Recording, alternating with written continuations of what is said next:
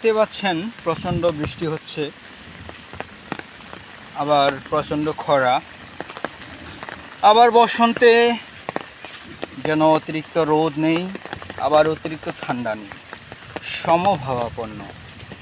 মানুষের জীবনও ঠিক এরকমই ষড়ঋতু আছে, কখনো দুঃখ কষ্ট, কখনো আবার সমভাবাপন্ন। অর্থাৎ দিন চলছে, দুঃখ নেই, আবার কষ্টও নেই, সুখও নেই।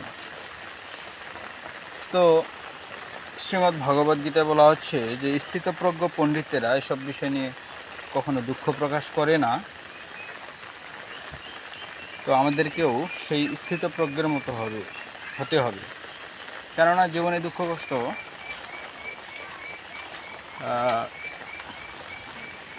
আবার দিন চলছে এমন সময় থাকবে। তো সেই সময়গুলোকে আমাদের